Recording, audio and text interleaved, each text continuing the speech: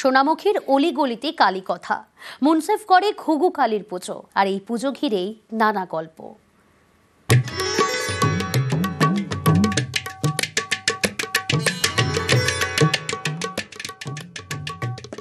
বাঁকুড়ার সোনামুখী, এখানকার মুনসেফগড়ের ঘুঘু কালী, 400 বছরের কালী কথা।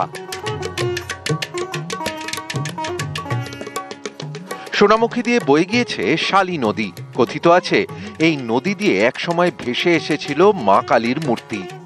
অশ্বত্থ গাছের তলায় সেই মূর্তির পুজো শুরু করেন স্থানীয়রা। পুজোর পরে রাতারাতি এই গাছে কয়েকশো ঘুঘু পাখি বাসা বাঁধে। সেই থেকেই মা কালী এখানে ঘুঘু কালী। প্রায় 350-400 বছর আগে তারা ওই মাকে তুলে নিয়ে এসে প্রতিষ্ঠাতা করে।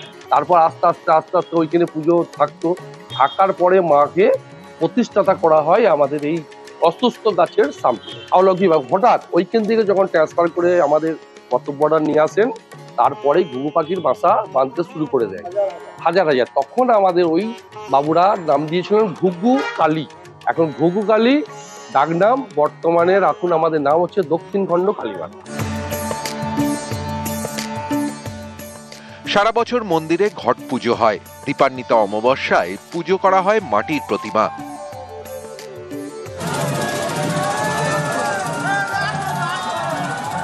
এই প্রতিমা নিরঞ্জনের বিশেষ নিয়ম রয়েছে।